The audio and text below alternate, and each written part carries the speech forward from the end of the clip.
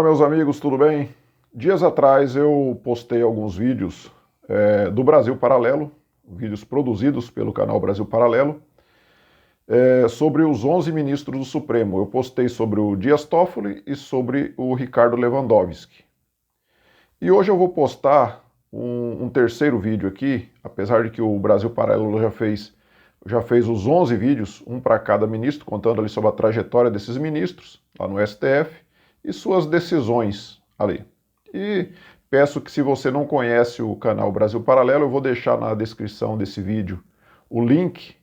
Eu já falei em vídeos anteriores sobre isso e vou continuar implorando para que vocês visitem o site Brasil Paralelo, que vocês se inscrevam no canal deles e que vocês assistam os 11 vídeos dos ministros do STF.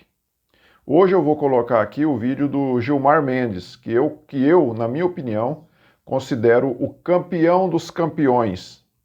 Esse é imbatível. Acho que nem Alexandre de Moraes, com todas as suas sacanagens, suas decisões arbitrárias que tem feito nos últimos dias aí, nos últimos meses, ele consegue superar Gilmar Mendes. Porque Gilmar Mendes é aquele cara que já vem há anos cometendo sacanagens ali no Supremo.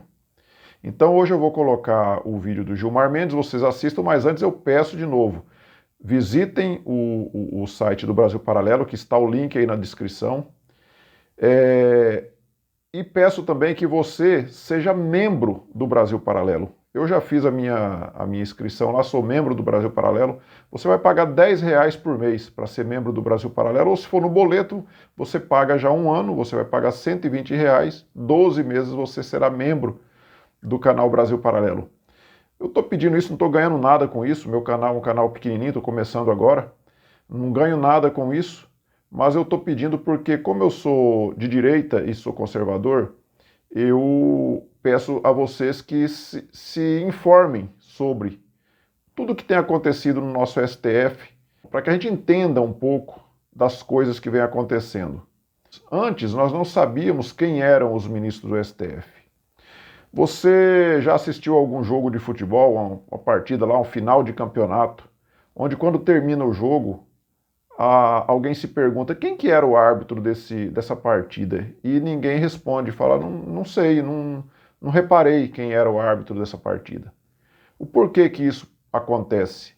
Acontece quando o árbitro de uma partida, ele passa desapercebido, porque ele não polemiza o jogo, ele deixa o jogo andar e deixa o jogo fluir sem polemizar, ele apenas atua ali quando ele é da sua competência, marca uma falta, um pênalti, um escanteio, etc. Mas não é o que nós vemos ultimamente no STF. O STF faz de tudo para aparecer. Eles querem ser o judiciário, eles querem ser legislativo e executivo. Eles querem mandar no país. E eu não me canso de bater nessa tecla porque é o pior mal que nós estamos tendo no Brasil atualmente, se chama STF. Nem a imprensa, com todas as suas sacanagens, com todas as suas notícias falsas, chega perto do Supremo Tribunal Federal. Esse sim é um perigo para a nação. E eles ainda têm a cara de pau de chamar o presidente, às vezes, de ditador, como fez agora o Luiz Roberto Barroso. Ditador, torturador. Então, meus amigos, peço que vocês se inscrevam lá no canal Brasil Paralelo, sejam membro, pague lá R$10 por mês. Se você tiver condição, faça isso, tá bom? E também, se você gostar do vídeo, lá no final, você se inscreva no meu canal, curtam, compartilhem, tá? Para que mais pessoas possam ter acesso a esses vídeos, tá bom? Um abraço e fiquem todos com Deus.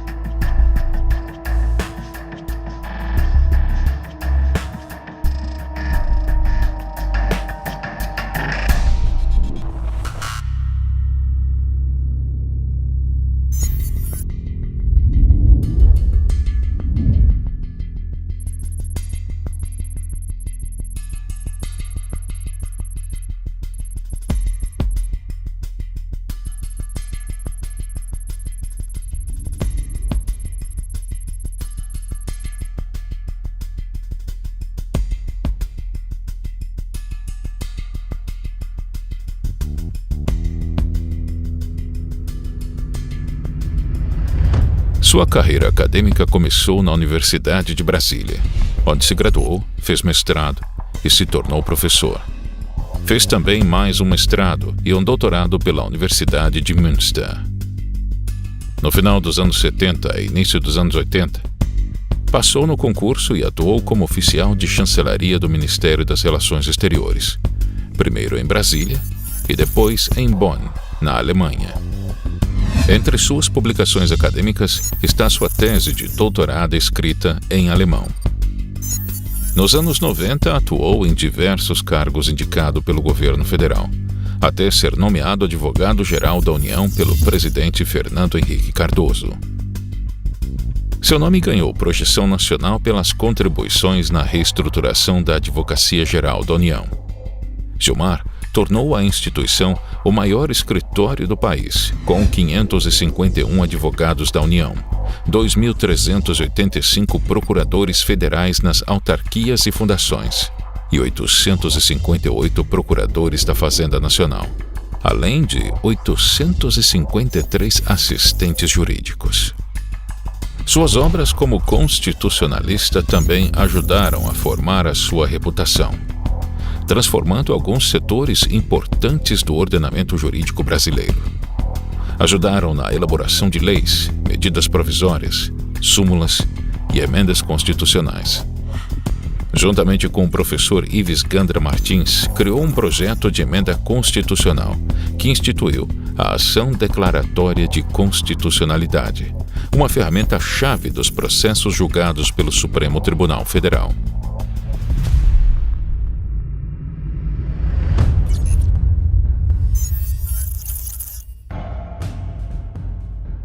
O senhor se arrepende de ter indicado Gilmar Mendes ao STF e Renan Calheiros ter sido seu ministro da Justiça? Mas eu não creio que a gente possa julgar ex post, que depois que passou o fato, eu me arrependo. Eu me arrependo de muitas coisas, certamente.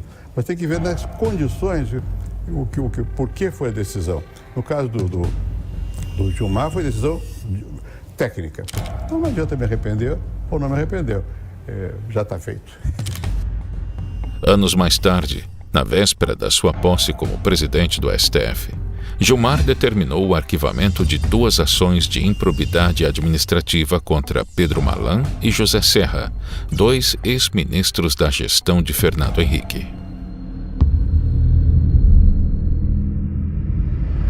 Em uma série de postagens no seu blog, o jornalista Paulo Henrique Amorim criticou a soltura do empresário Daniel Dantas, autorizada por Gilmar Mendes. Em um dos posts, publicou uma paródia de uma campanha publicitária de cartão de crédito para criticar a medida do ministro. Em outro artigo, o jornalista faz denúncias sobre Gilmar Mendes, chamando ironicamente o ministro de Gilmar Dantas. O jornalista questionou por que ele aceitou favores de outro advogado em viagens internacionais. Afirmou ainda que Gilmar havia sido acusado pelo sócio de crimes fiscais e questionou por que soltou o Dr. Roger Abdelmaci. Paulo Amorim se referia ao habeas corpus concedido por Gilmar Mendes, que revogou a prisão preventiva do médico. O ministro argumentou no habeas corpus que, pelo fato de seu registro profissional de médico estar suspenso, não haveria possibilidade dele praticar os abusos novamente e, por isso, não seria necessária a prisão provisória. Denúncia. Aumentou para 61 o número de mulheres de vários estados brasileiros que acusam o médico Roger Abdelmaci de assédio sexual. Mas o médico, um dos maiores especialistas brasileiros em reprodução assistida, diz que as mulheres o que elas sofreram foram alucinações de conteúdo sexual. A culpa seria do anestésico usado nos exames. Promotores acusam o médico de zombar do Ministério Público. Em novembro de 2010, foi condenado a 278 anos de reclusão por estupro e atentado violento ao pudor. Foi preso e ficou detido por 129 dias, até conseguir um habeas corpus no Supremo Tribunal Federal. O ex-médico Roger Abdelmaci vai cumprir prisão domiciliar durante a pandemia de coronavírus. A advogada de defesa, que também é mulher do ex-médico, alegou que, além da idade de 76 anos, Abdelmaci tem problemas cardíacos e respiratórios. No texto, o jornalista ainda pergunta por que o ministro soltou Daniel Dantas 2 vezes. No processo de corrupção ativa em que Daniel Dantas foi condenado como mandante da extorsão estão todos os detalhes da negociação em que Humberto Braz e Hugo Ticaroni tentam corromper um delegado da Polícia Federal. Os dois ofereceram $1 milhão ao policial para excluir o banqueiro das investigações da Operação Satyagraha, que apurava crime de lavagem de dinheiro e evasão de divisas. Gilmar Mendes ingressou com 2 ações de danos morais contra essas postagens, alegando que Paulo Amorim feriu sua honra e induziu o leitor a concluir que era corrupto e comparsa de Daniel Dantas. Em uma terceira ação, o jornalista foi condenado a indenizar o ministro por causa de uma postagem em seu blog de uma imagem associando Gilmar Mendes ao nazismo. Em 2016, Gilmar Mendes e Paulo Amorim discutiram novamente na justiça uma postagem sua na internet. No 4º processo, Gilmar queria a quantia de R$500 mil por se sentir ofendido por um desenho dele vestido de cangaceiro, postado pelo jornalista em seu site. Mas, dessa vez, os juízes não constataram ofensa. O jornalista ganhou a causa e mais R$50 mil do ministro. Gilmar Mendes também levou à justiça diversas denúncias e publicações que uma revista fez contra ele. A matéria traz uma série de acusações como a de sonegação fiscal e de intervir em julgamentos em favor de José Serra. O conteúdo foi considerado ofensivo pelo ministro, que iniciou uma cruzada jurídica contra a revista. Outra reportagem ainda aponta supostas relações do ministro com o ex-senador Demóstenes Torres e o bicheiro Carlinhos Cachoeira. Em conversa gravada pela Polícia Federal, o senador afirma ter recebido favores junto a Gilmar Mendes para levar ao STF uma ação que envolvia os réus. Segundo outra reportagem do Estadão, Demóstenes disse a Cachoeira que Gilmar Mendes conseguiria abater cerca de metade do valor com uma decisão judicial, tendo trabalhado ao lado do ministro para consegui-lo. Em função das matérias publicadas pela revista, o ministro entrou com uma ação indenizatória por achar que as reportagens denegriram a sua imagem por conter acusações falsas. Gilmar Mendes venceu o processo.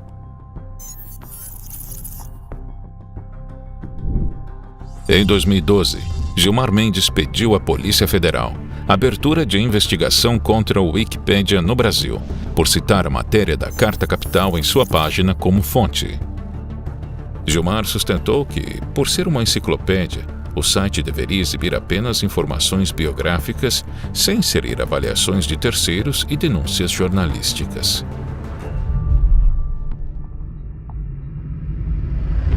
A suposta relação entre Gilmar Mendes e a JBS preocupava juristas quando os processos contra a empresa chegaram ao STF.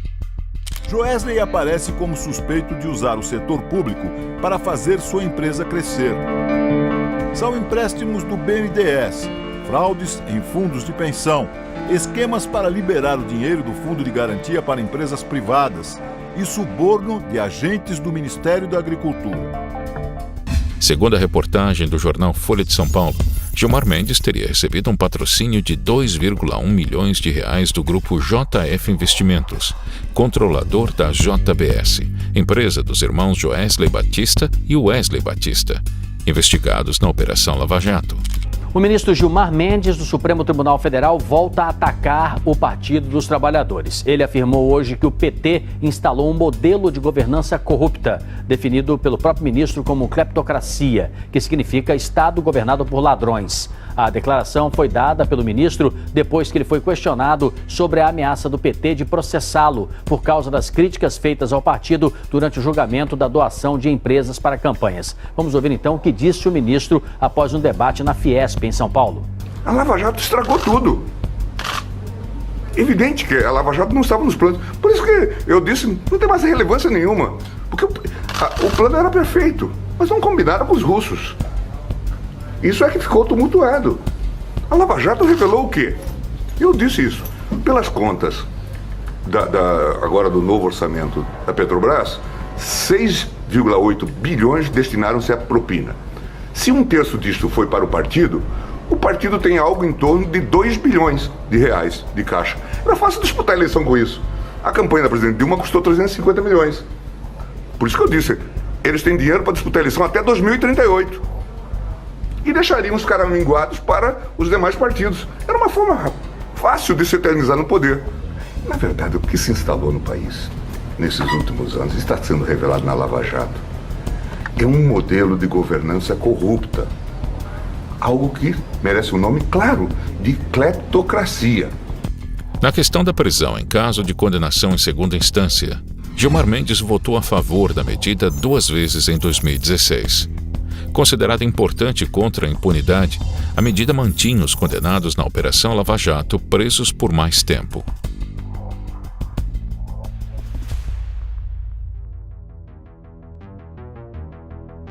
Mas, com o tempo, o ministro inverteu suas posições e passou a ser um crítico voraz à Operação Lava Jato.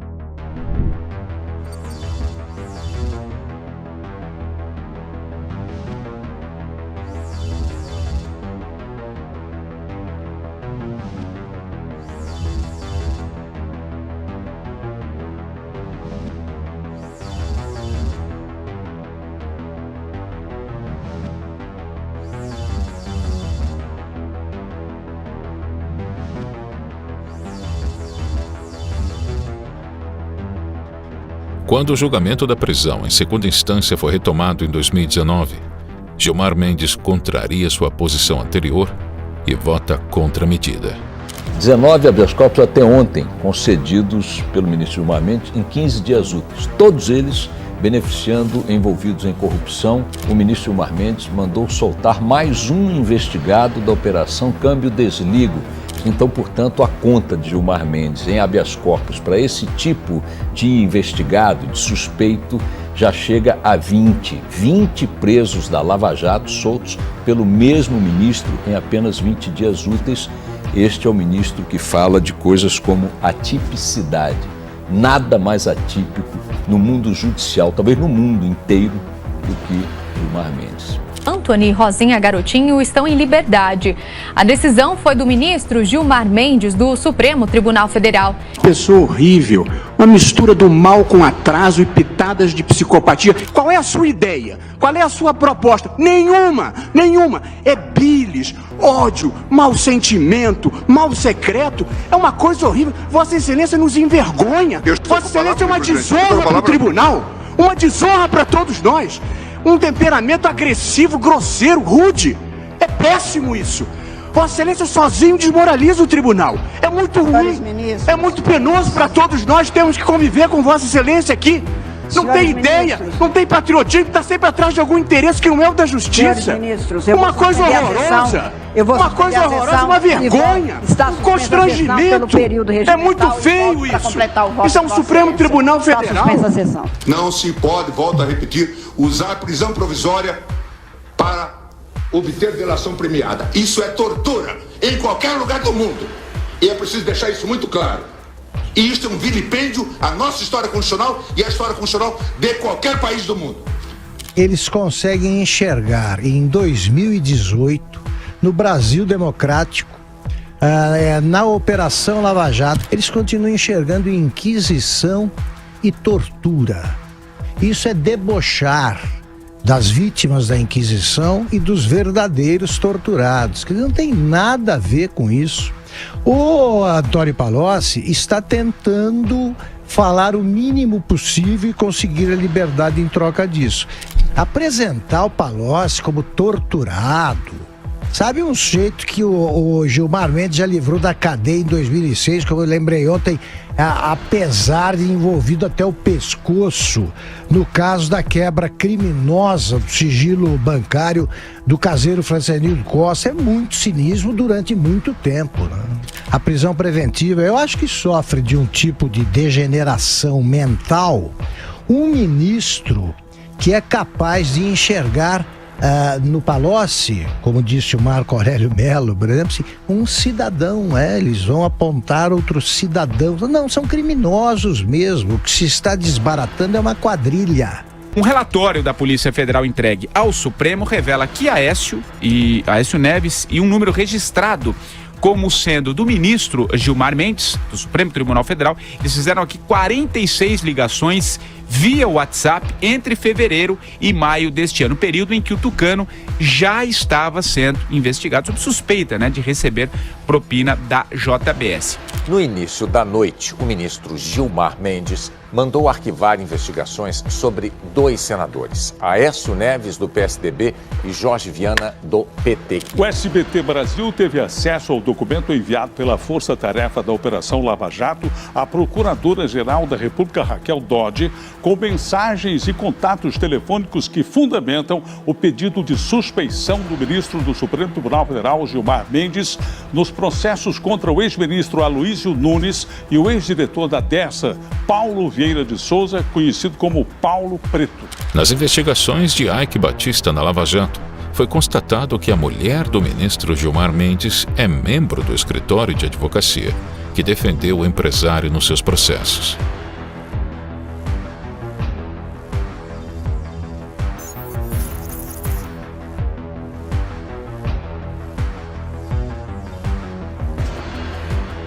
Apesar da relação da mulher do ministro com o réu, Gilmar Mendes não se declarou impedido para julgar o caso.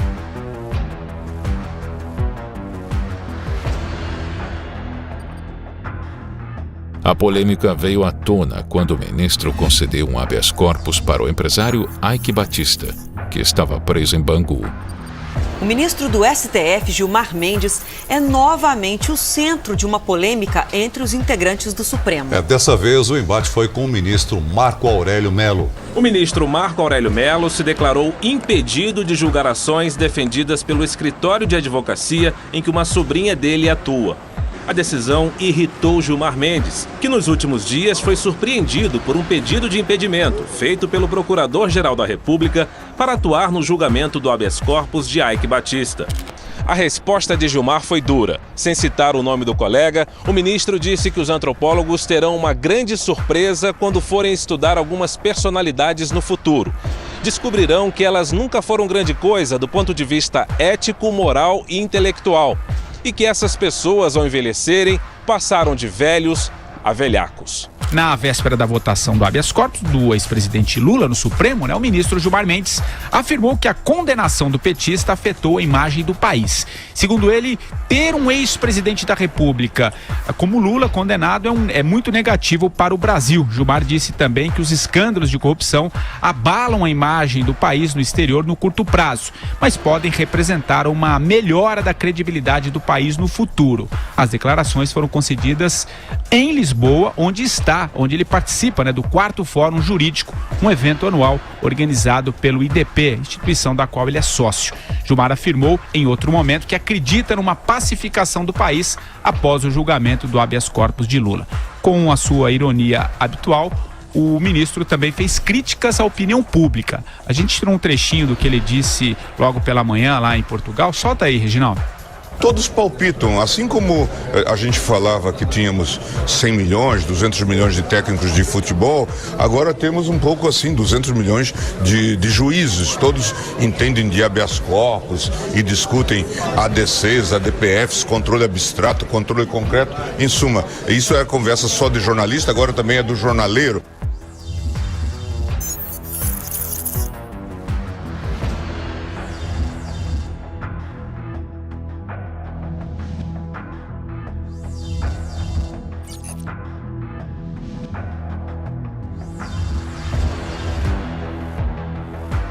Fora Gilmar! Fora Gilmar! Fora Gilmar! Só dar corrupto e ficar aqui num país que é tranquilidade pura, né? É muito bom, né, Gilmar? Você acha que isso é bom para os brasileiros?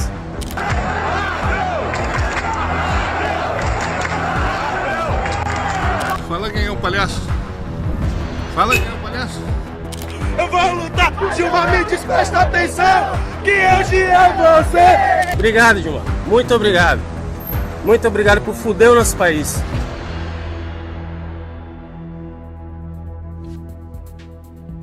A Receita Federal abriu investigação para apurar crimes fiscais praticados pelo ministro do Supremo Tribunal Federal, Gilmar Mendes. Entre as suspeitas, a de que ele e a mulher, Guiomar Mendes, estariam envolvidos num esquema de lavagem de dinheiro.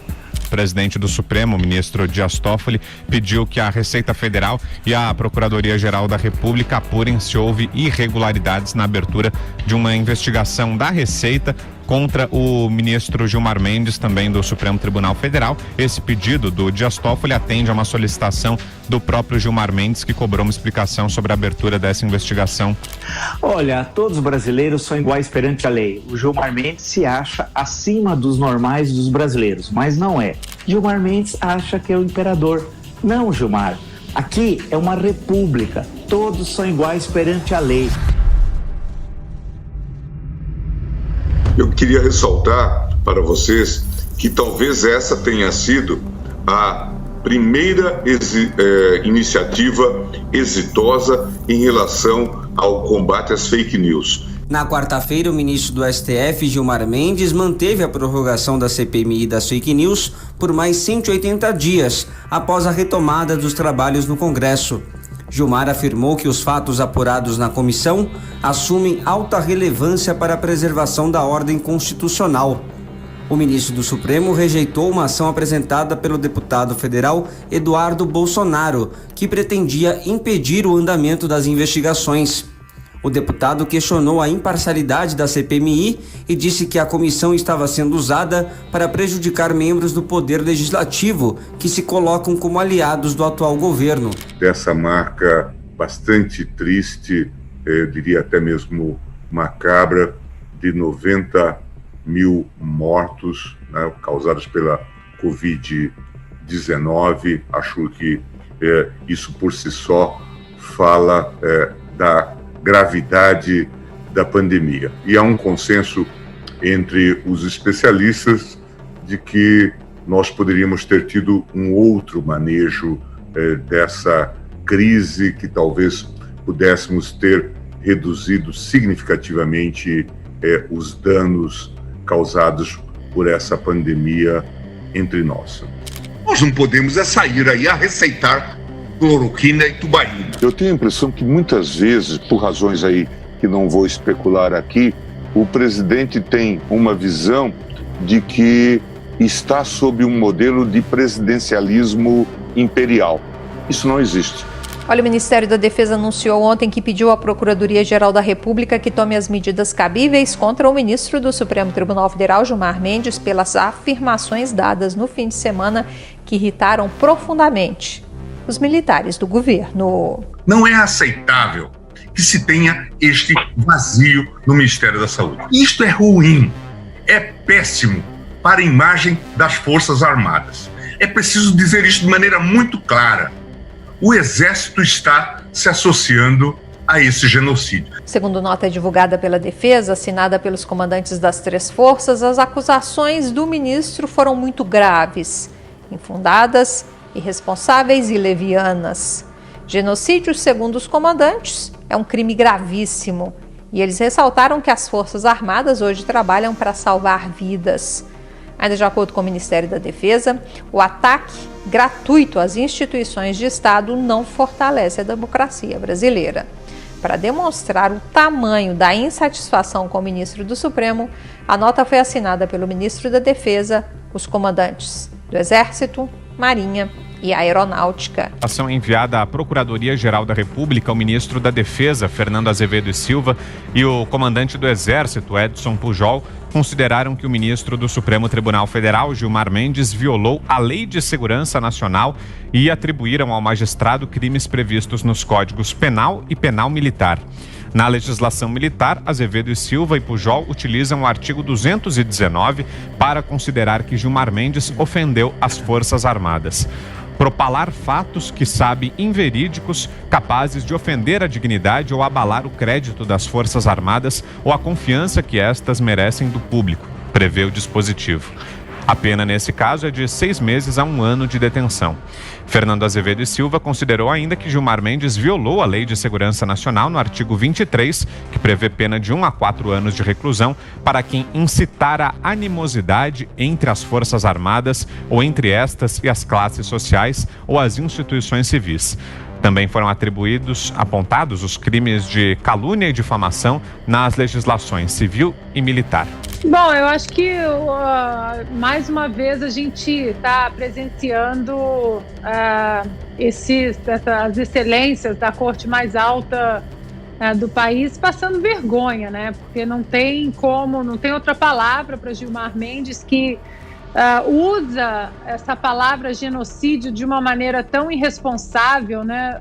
Membros da corte mais alta do país que deveriam ser exemplo, principalmente no cuidado histórico das palavras, da maneira como elas são usadas, em respeito principalmente àquelas pessoas que foram vítimas, né, de reais genocídios. Então hoje a gente vê que ministros como Gilmar Mendes, eles entraram na turma do momento, a turma do cancelamento, a cultura do cancelamento que repete as palavras genocídio, fascista, racista, nazista, como se repetisse uma palavra corriqueira.